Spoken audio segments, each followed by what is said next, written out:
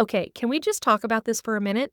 There is a very specific moment that happens for a lot of women somewhere in their 40s where you look at yourself, look at your energy, look at your sleep, look at your genes, look at your mood, and think, excuse me, who authorized this? Because seriously, what the heck happened? You used to be able to clean things up for a couple of weeks and feel better. You could skip dessert, add a few workouts, maybe cut back on wine, get a few decent nights of sleep, and your body would usually respond. Then one day, somewhere between managing a business, taking care of everybody, getting through stressful seasons, waking up at 3:17 in the morning for no apparent reason, and discovering that your waistband has apparently developed a personal vendetta against you, things stop feeling so simple. And here's where women get frustrated. Because usually they've been trying.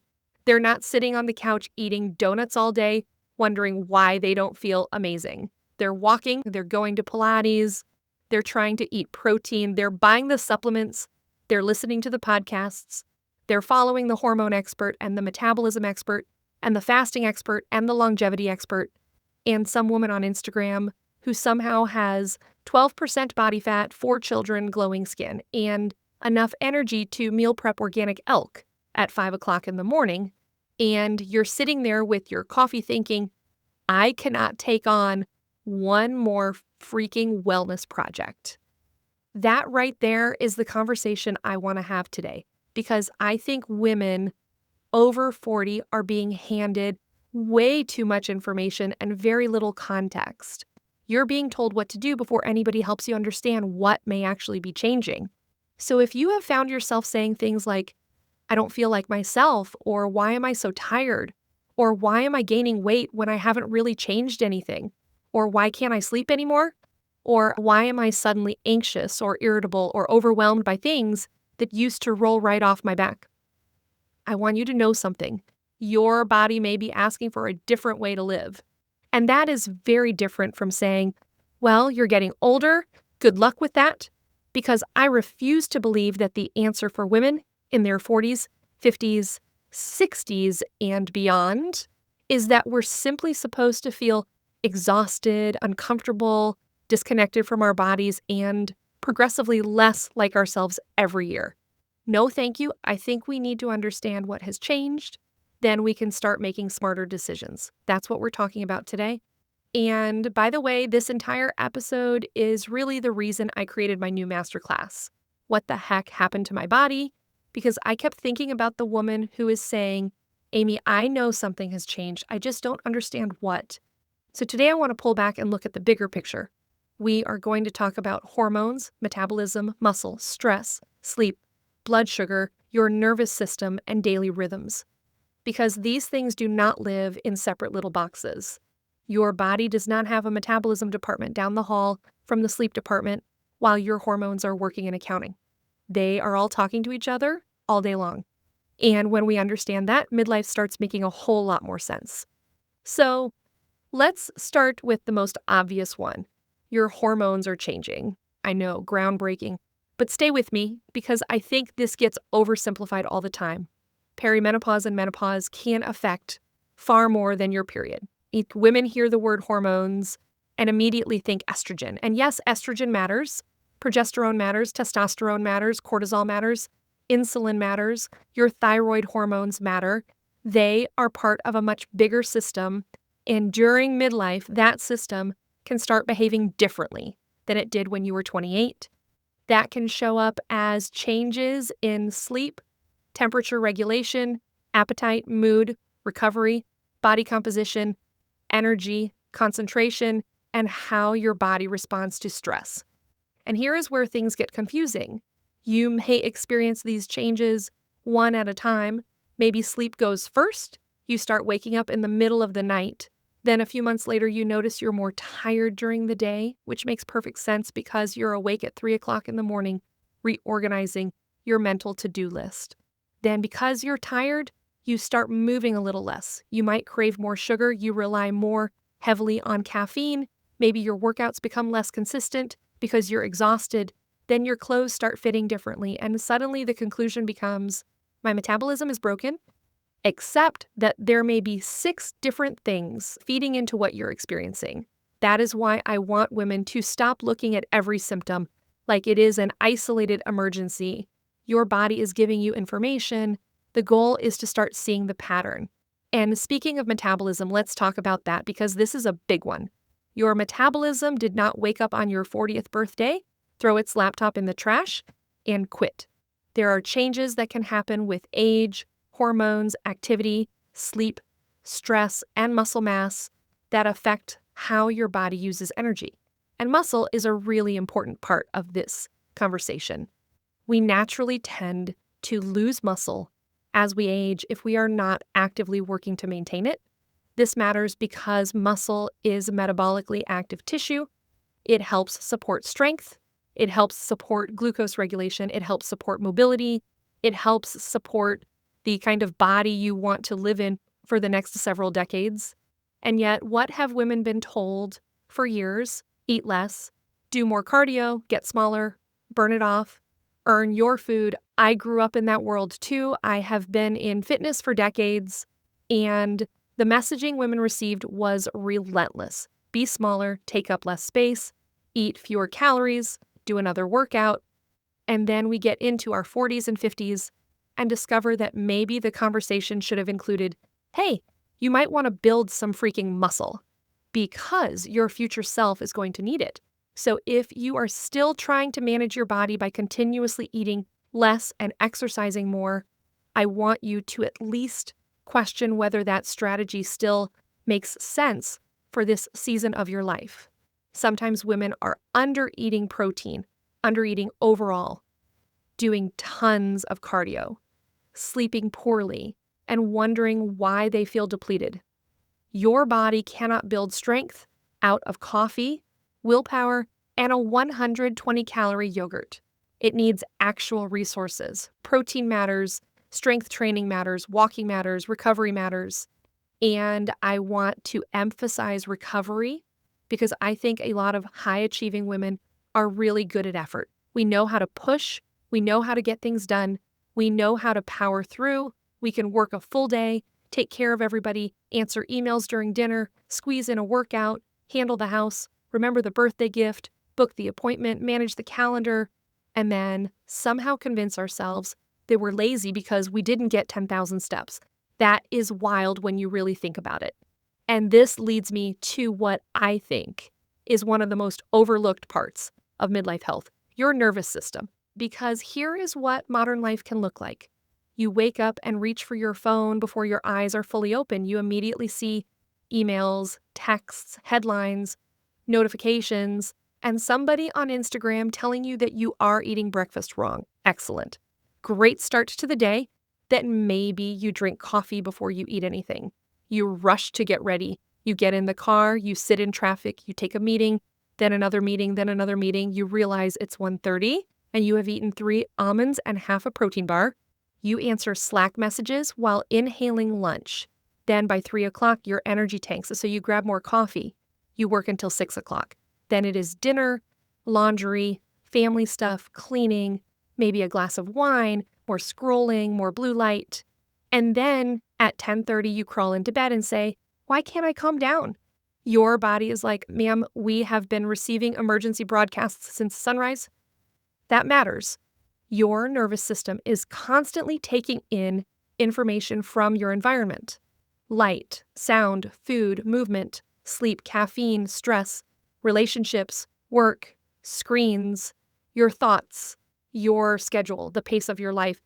And I think sometimes we make wellness way too complicated when the body is asking a much simpler question. What signals are you sending me every day? Because your daily inputs matter a lot.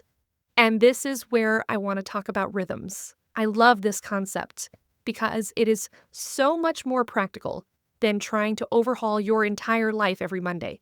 Your body loves rhythm. It loves consistency. Light in the morning, food at somewhat predictable times, movement, periods of activity, periods of recovery, darkness at night, sleep. These basic rhythms help your body understand what time it is and what it should be doing. And the beautiful thing is that none of this requires perfection. You do not need to become a monk. You do not need to move to the mountains. You do not need to throw away your phone and churn your own butter. You just need to start paying attention to the signals you repeat, because your body responds far more to what you do consistently than what you do occasionally. One healthy breakfast is great. A pattern of eating protein at breakfast is more powerful. One good night of sleep feels wonderful. A regular bedtime and wake time create a stronger signal. One walk after dinner is lovely. 10 minutes after dinner most nights becomes a rhythm. This is why I talk about routines so much. I do not think routines are boring. I think they create freedom. Because when something becomes part of who you are and what you do, you stop negotiating with yourself every 5 minutes. I walk, I eat protein, I strength train, I get outside, I protect my sleep, I drink water, I do the things that help me feel like me. Do I feel wildly inspired to do all of those things every day? Absolutely not. I have mornings where I would rather stay in bed. I have days where I would rather eat something convenient and call it good. I have evenings where scrolling on my phone sounds more fun than shutting everything down and going to sleep. That is normal. The power comes from building a life where supportive choices become the default more often than they used to be. And here's another thing that changes in midlife. Your blood sugar may become a much bigger part of the conversation. Again, we are not turning this into a chemistry lesson. I want you to think about this practically. If you skip breakfast, drink 2 coffees, grab something sweet at 11 o'clock, eat a light salad at lunch with barely any protein, and then find yourself rummaging through the pantry at 4 o'clock, that may not be a character flaw. That may simply be your body saying, hello, we needed more fuel 4 hours ago. I think women have been trained to interpret hunger and cravings as weakness. Sometimes the answer is much less dramatic. You did not eat enough, or your meal was mostly carbohydrates without enough protein, fiber, or fat to keep you satisfied, or you went too long without eating, or you barely slept, or you are under stress. This is why I like to ask, what happened before the craving? That question tells you more than judging yourself ever will. Maybe the craving started with a bad night of sleep. Maybe it started with coffee and no breakfast. Maybe it started because lunch was a handful of crackers at your desk. Once you understand the pattern, you have something useful to work with. And this is really what I want women doing. Understanding patterns, because the wellness industry loves one giant dramatic answer.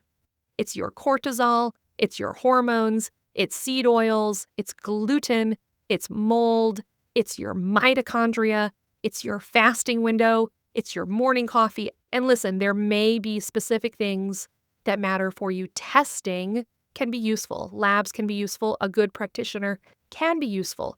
There is absolutely a place for deeper investigation. The problem comes when we jump straight to advanced answers. While skipping the foundation, you can buy $400 worth of supplements and still go to bed at midnight every night. You can track every hormone and still barely eat protein.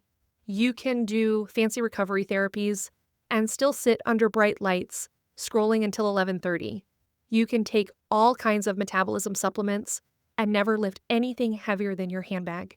I say that lovingly because I have been the person buying the thing. I love the thing. I love the gadget. I love the test. I love the data. Show me a health device with an app, and I will probably want to play with it. But sometimes we need to zoom out and ask, are the basics actually in place? Because the basics are not sexy. Nobody is going viral for saying, hey, go to bed. There is no dramatic Instagram reel about eating enough lunch. But those things matter, and the bigger lesson here is that after 40, more effort is not always the answer. I want to say that again because I think some of you need to hear it. More effort is not always the answer. If you have spent the last 10 years doing more, cutting more, adding more, buying more, pushing harder, and trying to micromanage your body into cooperation, maybe the next step is to simplify. Maybe you need to eat more nourishing food. Maybe you need more protein. Maybe you need to lift weights. Maybe you need to walk. Maybe you need to go to bed. Maybe you need to stop answering emails at 10 o'clock at night. Maybe you need less stimulation. Maybe you need to stop treating rest like something you earn after you finish everything. Because let me save you some time. Everything is never finished. There will always be another email, another load of laundry, another task, another person who needs something.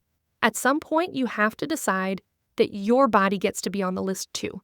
And that is really the heart of living simpler for me. Health does not have to become your full-time job. You need to understand which signals matter most for your body and start repeating those consistently. That is how you reduce overwhelm. That is how you stop chasing everything.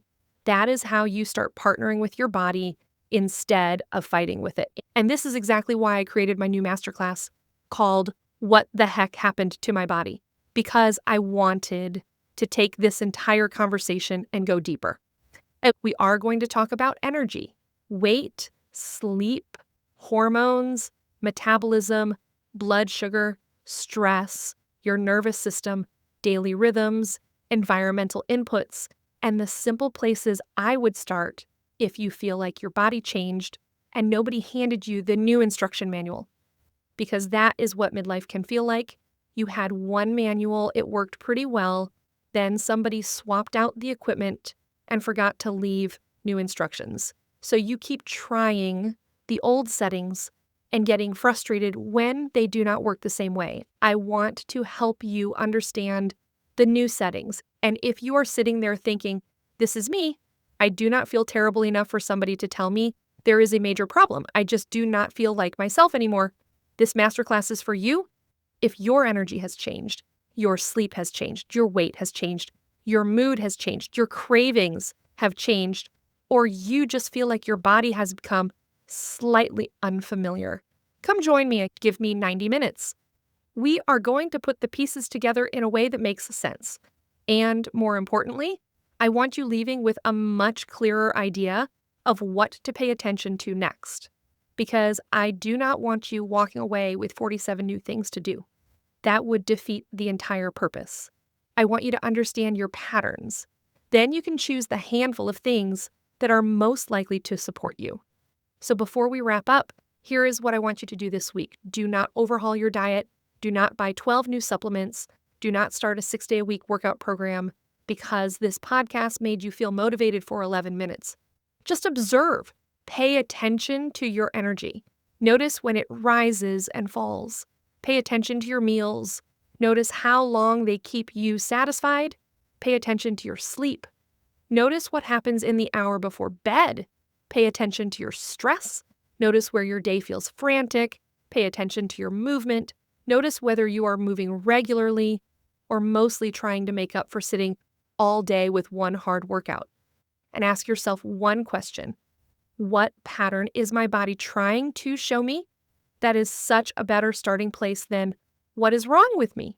Because your body gives you clues all day long.